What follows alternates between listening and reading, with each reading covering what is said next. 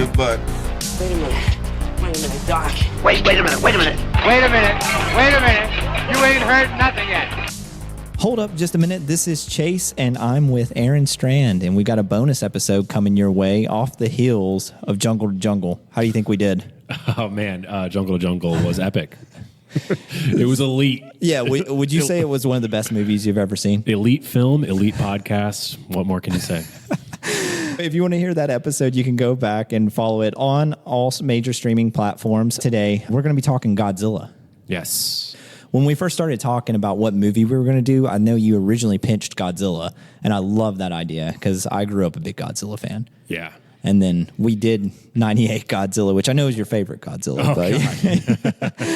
But I thought it was a good opportunity. Godzilla spans 70 years now. Yeah. And it's incredible, right? Like that it's still going strong with -1 coming out. I want to ask, let's go back a little bit. Tell me how you came into a Godzilla fan. Yeah, absolutely. So how I came into it was my mom's side of the family. They all were big Mystery Science Theater 3000 fans. I had an uncle who would like tape every episode of MST3K on VHS tapes. And these VHS tapes would then be passed around the family, like throughout the various households. And so I would go spend the summer with my grandmother, and somehow she ended up with some of these VHS tapes of Comedy Central episodes of MST3K.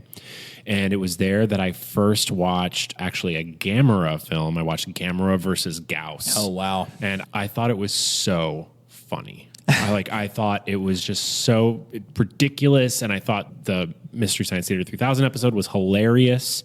And so then my aunt, after I, really fell in love with this tape, she was like, well, you got to see Godzilla versus Megalon, Mystery Science Theater 3000. So then I watched that one. And at that point, I was like, this, I'm done. Like I am obsessed with this. Is all I want to watch from now on. And my grandmother was awesome in so many ways. And one of the awesome ways is that she would drag me to all these non-blockbuster video stores, like independent video rental stores. She lived in Sarasota, Florida, so we'd go all over the greater Sarasota area. It was like Movie Gallery and like those southeastern chains, right? Like, I have no idea. I don't remember at all. I was very young. I'm talking like, I was 5 or 6 years old. Yeah. And I started going through the Godzillas. And I just fell in love, and I can't explain it. It was like one of those little childhood things. Obviously, as a little kid, I went through a dinosaur phase, I went through nature phase, but Godzilla sort of like took it to that next level, and it just took over my whole life. I started like collecting little toys, and this basically took over my childhood until I was like maybe like 12 years old, 13 years old. I was still collecting Godzilla stuff, comics and toys. And I think for parents, it was it's probably like annoying and a little weird, but like on another way, it's like, well, we know what to get them for Christmas. Just find it made their shopping a lot easier. Yeah. I remember, again, early to mid 90s, my parents are university people. So they had access to the internet before most people had internet in their homes. Oh, wow. Long before we had it in our home.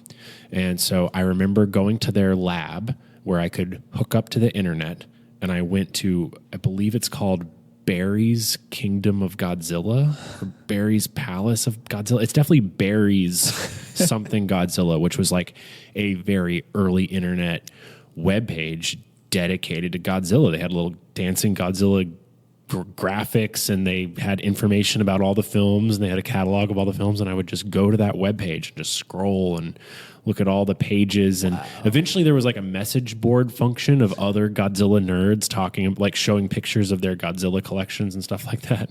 And so that's also my like earliest internet memory is going to Barry's Kingdom or Palace of Godzilla, whatever it was called. It's so funny because like I was so fascinated by your experience because the tapes you got from your grandmother, they weren't dubbed, right? No, so it was kind of a mix. So there would be some dubbed, because I don't know the releasing company. I never have gone back and like read it, although I still have many of my old VHSs. American releasing company had released all the dubbed versions, so those were widely available in video stores. So I watched mostly dubbed. However, I will, like, sometimes you would get a tape and it was just the subtitles.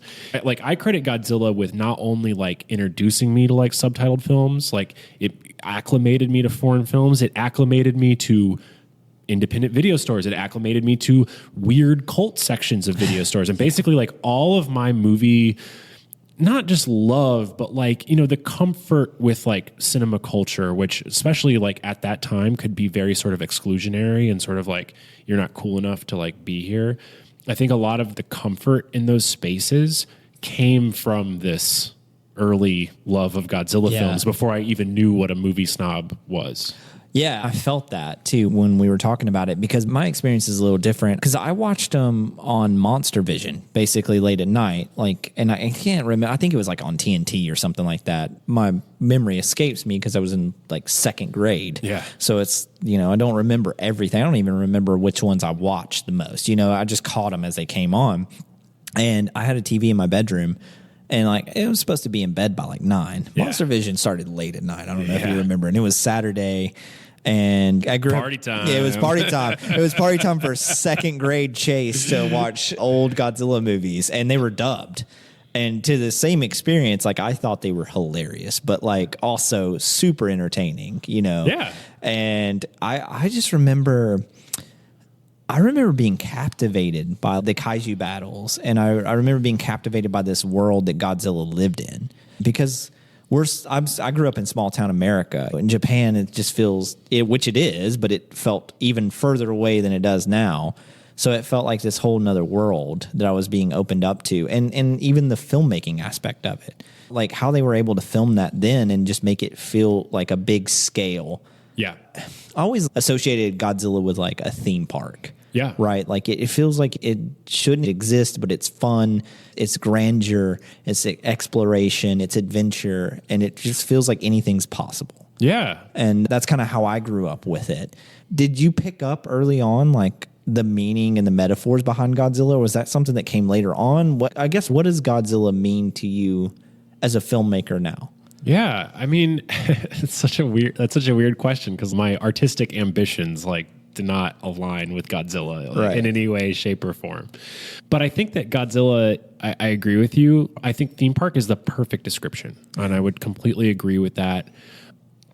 But yeah, I think pretty early on, and probably like the first time I watched Godzilla versus the Smog Monster, Godzilla versus Hedorah, and with its like very sort of overt allusions to pollution and, you know, being this social issue, that's really when it like started to become a cipher as like a way of looking at culture. Again, even though it's a culture that's so foreign, being Japanese, but then even that is like sort of weird too, because it's like at that point in time, Japan was so heavily influenced by the United States, and particularly in the 50s and 60s when Japan still had an American occupation government. So you end up with all this weird American trickle down into Japanese culture. So there's like also something, it's very foreign, and yet it's also very relatable, which is, you know, really interesting. And to a kid who doesn't understand any of that context, it kind of grounds you in the story. I think also the first time I watched the first Godzilla, I saw the American cut with Raymond Burr, Godzilla King of the Monsters, which I thought was good, and I watched it a lot. But I think the first time I watched like the straight Japanese version, the 1954 Godzilla, you know, that's when things really started to click, and I saw it as a metaphor for the atomic bombs and this like threat to humanity and how dark Godzilla could get. That was also like right around the same time that the end of the Heisei era Godzilla films, Godzilla versus Destroya, came out, which also has this very dark sort of underbelly compared to the other films of that time, like Godzilla versus Space Godzilla, which is like pure ridiculousness. Yeah. So picking up some of those darker threads opened up possibilities. Again, like what does it mean to be a filmmaker? It's sort of weird, because it's like, it doesn't really mean that much to me in my like average life as a filmmaker today. And yet at the same time, like it means everything. Like I owe my whole cinephilia to Godzilla.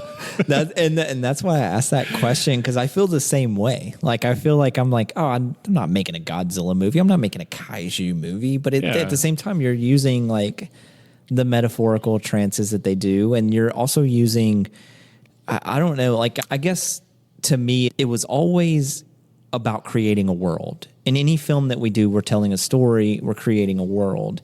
And Godzilla created a world that, you know, exists in reality but doesn't at the same time. And that balanced line was always something that people, I think, are sometimes chasing in a film. Like even the most like grounded in based reality film still has that.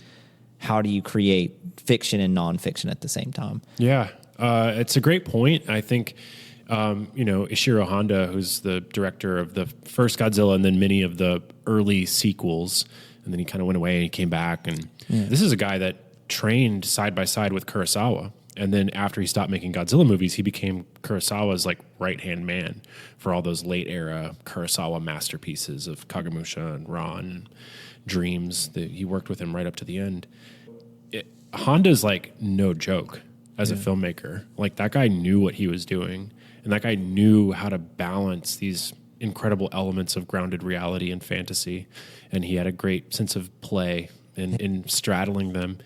And it's cool to fall in love with something as a kid with a sort of childhood fandom infatuation that is able to keep growing and transforming as an adult. And I try not to be too nerdy about it. Like I don't have my Godzilla collection like at this my is the house. podcast for you, yeah. But I still really appreciate it. When I need to chill out and like kind of turn my brain off, when I don't really want to like work for a movie, like I just put on Godzilla. To this day, like I relax with Godzilla. I wouldn't call it like, it's not like every week or even every month, but probably like 6 or 7 times a year. Yeah. I agree. It's comfort food, right? Godzilla's like always like kind of comfort food. Why do you think that Godzilla has lasted 70 years?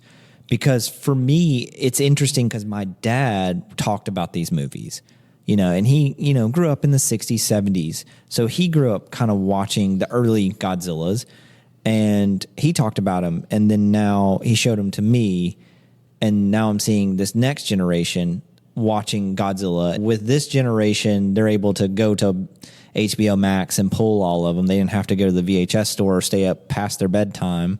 But 70 years, and we're still doing the Godzilla thing. Why has it stood the test of time? Man, I mean, it's a great question. I think other than like us two talking about it incessantly. Well, on the one hand, Godzilla is this incredible metaphor. He serves whatever the society needs from him at the time. Yeah. Of course, we have all of like the kitschy kind of like father figure Godzilla stuff from the 60s. But this idea of sort of a larger than life threat to humanity or potential like savior or helper to humanity, it taps into these sort of like, very eternal mythical structures, and Godzilla as this weird creature born of an atomic weapon is an incredibly modern take on that. Yeah. But I would say that I think those types of stories are pretty much always going to play as long as humans are around.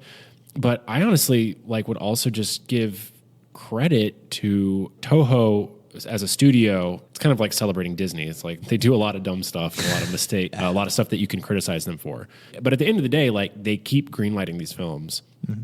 They've protected the copyright. They've protected the character. Obviously, they've allowed America to have their cracks at Godzilla, which I think generally suck. But I think they're able to capitalize on that a little bit. And at the end of the day, Toho keeps making more Godzillas. There is an institutional willingness to keep going for Godzilla that not a lot of entertainment companies have. And they keep going for Godzilla and in new and inventive ways. They don't they have resisted many of the pitfalls that we are currently watching with the American IP machine that just drives the same beats into the ground. And I often wonder, am I a hypocrite? Because I really hate American IP. I really don't like Marvel films. I don't like comic book films. I don't like superhero films. I don't like any, this whole reheated burrito IP world that we live in. Whereas Godzilla is the OG IP and I keep coming back for more. So am I a hypocrite? I don't know. Maybe. Yeah. But I think they keep pushing for fresh new things about Godzilla. I absolutely love Shin Godzilla. Shin Godzilla is my personal favorite. Would put it number 2 after the original Godzilla as far as all the Godzilla movies ever made, because just what a clever, inventive, brilliant new take on Godzilla. And while Godzilla -1 wasn't my favorite of the many Godzilla films, I also really respect that they keep trying new stuff and digging deeper into the story. They're not afraid of like messing with the lore, like the continuity of the universe. You know, it's like, no, they just reboot it at will. Like they don't care. They just want to, they want to keep telling stories that are relevant and that resonate with people. And I think there's something really admirable about that. I loved -1. I had just a phenomenal time with it. I have seen Shin Godzilla, and it's a back and forth for me on which one I find better. And I think that's a great place to be, right? Instead of being like, which one's worse, or which one do I hate the least? And I actually, and to be fair, that's how I feel about all the new Millennium Godzilla films, which are all trash. And I told myself, I was like, we were not going to go there with that one. It kind of plays into the last question too. Like, we're still reinventing Godzilla for a new generation. People are still seeing the Kong X or Kong V Godzilla, whatever they're doing now. Yeah. But it's still getting, heads in the theaters. It's still getting people to see it. I liken it to that side of it's the Marvel universe of Godzilla films and deserves to be burnt and buried underground. But they're still entertaining. And I'm glad that we're still getting the stuff like -1. But I do want to ask too, if I was a new Godzilla fan, right? If you just met me off the street and I was like, hey man, I was thinking about pretend I'm at one of your shows. Like I'm one of the people that come out of the woodwork. And I'm like, hey Aaron, I was thinking about getting into Godzilla. Can you recommend me 3 Godzilla films to get started on other than the OG? Because I think the OG is what people are going to go for. But where would I start? Would you start me at Shin Godzilla? No, I don't think so. I don't try to push Shin Godzilla onto people. Yeah. And I'm also like a big. You don't throw DVD copies at anybody. No. I'm not chucking them out of my car, pegging people in the head with Shin Godzilla. Those copies are expensive now. Yeah. Well, and I know a lot of people that that feel kind of blasé about Shin Godzilla. I don't know what it is about Shin Godzilla that I love so much. Gosh, okay. Godzilla movies that you should watch that's not the original 1954 one. I think Godzilla versus Mothra, or Godzilla versus the Thing, is definitely a peak of the older films. Right. And it's goofy with the singing Mothra twins, and introduces all sorts of ridiculous kind of Godzilla stuff, but it still takes itself kind of seriously. Yeah. So I think that would probably be a good one. Okay. So we need to span decades. You know what I mean? It's so long. Yeah. 3, it seems very hard. Curious what you would go with. So Godzilla versus Mothra, I think that was 1962 or maybe 64? 64, I think. Okay. So we're still sort of early 60s. I think you can go ahead and skip all the Godzilla Minya, baby Godzilla stuff. That's pretty. You don't think Son of Godzilla? Dude, Son of Godzilla. I'm on the record. Son of Godzilla is trash. But I have a soft spot for that one. That was one I saw a lot on Monster Vision. I can tell you that. So it's my jungle to jungle. I could also be swayed by Godzilla versus the Sea Monster, or Ibera, Horror of the Deep. That was my soft spot film, but I still think Godzilla versus Mothra is a better film. Yeah, and Mothra is a great foil to Godzilla. Awesome battles there. Okay, so then we would go to the 70s where we get sort of oh man, we get Godzilla versus Mechagodzilla, Godzilla versus Gigan, something like that. Hold on, let me just run through what our options are, because there's so many. Yeah. I mean, because there's a lot of 70s stuff, but I think the 70s stuff does start to get a little repetitive. I do think you're onto something with Godzilla versus Mechagodzilla. They just showed it at Plaza. I think it was for a Silver Screen Spook Show. Yeah. And I was at that showing, and I was like, man, big screen, this is a great time. In year 2024, when I saw it, I was like, this works. Yeah. So yeah. I think that would be one that I would put to the side. Yeah, of all the 70s ones, I think that would probably be the way to go. So it ends in 77, Showa era Godzilla ends in 77, I want to say. Yeah, something. And then we get the 84 Godzilla reboot, bringing back Raymond Burr whole thing with the new animatronic face. I haven't seen that movie in a really long time, so I can't really speak to it. Yeah. I'll be honest with you. But then we go into the Heisei era which is now we get like Godzilla's now like a bad guy again. He's gone the full gamut from family friendly to now he's a bad guy.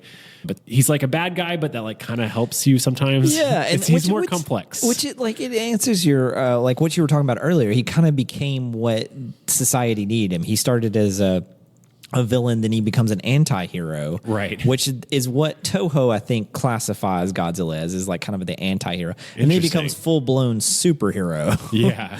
And he swings his son around by his tail. Oh, my God. And then he's kind of goes back to the villain mode. Yeah. But, God, I'm like wondering, and as I'm saying this out loud, because I was not prepared for this question, I'm like, as I'm talking it out loud, I'm like, I think I'm also like being too serious. Like, I'm missing the kitschy, like, absurdity that makes Godzilla so fun, which is like why Godzilla versus Megalon was like, for me, such a great first Godzilla to watch, because you get so much, it's so full of dumb shit. Like that movie is so stupid, but so fun. The dubs in those movies too make it so much better. Horrible dubs. Everything about that movie doesn't make sense. It's about this like weird gay scientist couple who are raising a boy. And then, but then totally unrelated Japanese people are now like Americans are testing nuclear weapons, and they disturb white people that live at the center of the earth called Seatopia, who releases a monster named Megalon, and the gay scientist couple like invent a robot that fly. That movie is bonkers, and it makes absolutely no sense. And like that is also like what makes Godzilla so fun, right? And it's super bright and funny, and it has songs. I mean, the Jet Jaguar song is a banger. So. Like, actually, I'm going to reverse course. Okay, Godzilla versus Mothra, number one. Godzilla versus Megalon. If you want to get into Godzilla, you got to go to the kitschy. You got to go from heart. the top of the mountain all the way down to the base of the core. Yeah, you gotta slurp up that syrupy sweet candy that's come dripping out of the Godzilla bag. And it may taste like candy corn, but some people like that. I was gonna say, for me, I would throw in Destroy All Monsters there, but like Destroy All Monsters. And I know that's like a cop out because a lot of people throw that one out there, but for me as a kid, that was like you're seeing a little bit of everything as well. I mean, you're seeing all the monsters. Yeah. Biggest monster fight ever filmed. If you don't like seeing that, then you're just not going to be on the Godzilla train. I will say, though, and I kind of came to this realization even as a kid, Destroy All Monsters, giant monster fight, not a great movie. Like, It's not very interesting of a film. It's a very mid Godzilla film. It's great to see all the monsters in one go if you are limited on time, but, One stop shop. Yeah. It's just like you get your fill and you can go on. That one's always nostalgic, and it's a fun background movie. Destroy All Monsters is, which I don't know if this is the question we're talking about. Yeah. What are you, Ted Sarandos at Netflix trying to second screen my Godzilla time, bro? It's HBO Max now. Just Max. Just Max. And I know I would never put Final Wars on there. Oh God, no. Dude, New Millennium, New Millennium is very bad. Yeah. Unfortunately. Yeah. They tried, they failed. It's just bad. But they came back with Shin, which is, and Godzilla -1. So they corrected the ship. Thank God. Yeah. Okay, so we got Mothra. I'm keeping Megalon. I agree. I think you made the point. So then I do feel like you should do some Heisei era from the 90s or late 80s. So that's when you'd get like, okay, Godzilla versus Biollante, Godzilla versus King Ghidorah, Godzilla versus Mechagodzilla 2, Godzilla versus Space Godzilla, and Godzilla versus Destroya. Yeah. Assuming you've seen the first one, because that was not an option. I think I might go for Godzilla versus Destroya. It really takes the whole series up to these like operatic levels. Like it's kind of emotional. And I haven't seen that movie in so long either. Like I probably need to. We probably need to just like dust off some of these and like go through them again, and then re-answer this question in a year and see what we come up with. Yeah, I have a wild take about the original Godzilla, and I never have a place to get it off my chest. Here you go. You were right here. Yeah. So everyone's waited with bated breath right now. What's he going to say? All right. So here's my theory. Okay, there is a feminist reading of the original Godzilla film. And I know it's supposed to be about the dangers of nuclear weapons. But if you take the monster of Godzilla out, it's essentially a love triangle film about this young woman, Emiko, and she's caught between really three men in her life. Her father, who's a paleontologist who sort of like helps identify Godzilla, the like tortured Dr. Shirazawa, who she's in love with, but like who is weird and has an eye patch, and he invents the oxygen destroyer. And then this Japanese soldier who's like, you know, her beau, who she's like betrothed to, even though she really loves Dr. Shirazawa. And basically, whenever the men in her life are telling her what to do and she loses her autonomy, this is when Godzilla attacks. And it's as if she is like willing the monster to come forward and unleash this repressed feminine rage upon this patriarchal society. And it happens like every time in the film. I also think that it is somewhat strange that Godzilla has this incredibly phallic tail flopping around. It's as if she is like seizing this like metaphorical phallic energy that is then like taking this revenge out on the men of Japan for oppressing her. That is what they meant. Now, if they didn't, that is now written in history. That is Godzilla's feminist. Listen, this occurred to me rewatching the film maybe like 6-7 years ago, and I can't get it out of my head. Every time I watch it now, it's like Emiko is summoning the monster. Yeah, she has like a telepathic connection with Godzilla, which is just very strange. I would have never. I mean, bravo, man. That's like you heard it right here at Hold Up. I'm so glad we were able to give you the platform for that. Yes. Oh, dude, my wife is so sick of me dropping that banger like about once a year. If I told you about the time that I really... Yeah, he's walking in like, hey, I know you're taking care of our child right now, but have I talked to you about Godzilla and his feminist ways? Yeah, have I shared my feminist reading of Godzilla with you? Yes. A million times. Shut up. Oh, man. So our final three, what are we thinking? Yeah, I think Godzilla versus Mothra, Godzilla versus Megalon, and Godzilla versus Destroya. Okay, there you go. And if you're listening and you're wondering about Godzilla, we've got the perfect list for you. There's no need to Google anything else.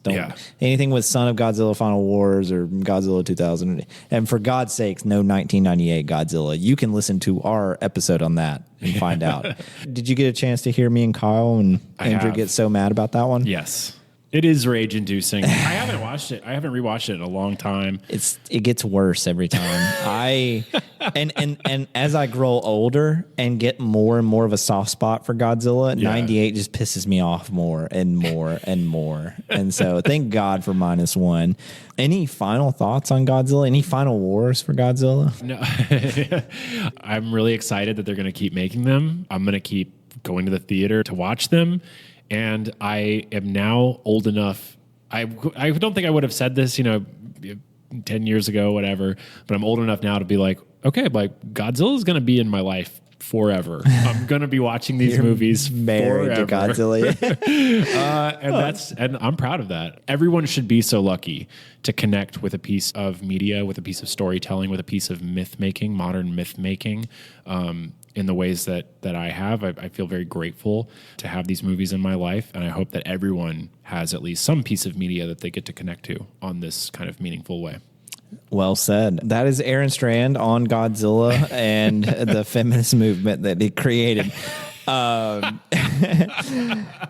Aaron, where can they listen to Behind the Slate and Crash Zoom? Yeah, you can check out Behind the Slate and Crash Zoom, my two podcasts, wherever you get your podcasts. You can follow us on Instagram. That's where I primarily post, at Behind the Slate Pod and at Crash Zoom Pod. You can also follow us on TikTok at Behind the Slate Pod and at Crash Zoom Podcast. You can come out to the live shows that I do every other month at the Plaza Theater here in Atlanta, Georgia, which I'll be announcing on Instagram as we secure the films. So be sure to look out for that. Yeah, anyone in the Atlanta area, please check him out. The shows are great. Aaron, I appreciate you coming on. I appreciate finally finding somebody that we can talk Godzilla about. Go listen to his podcast. Check out our Jungle to Jungle episode, too. That was a lot of fun. And from both of us, we'll catch you guys next time. Thank you so much.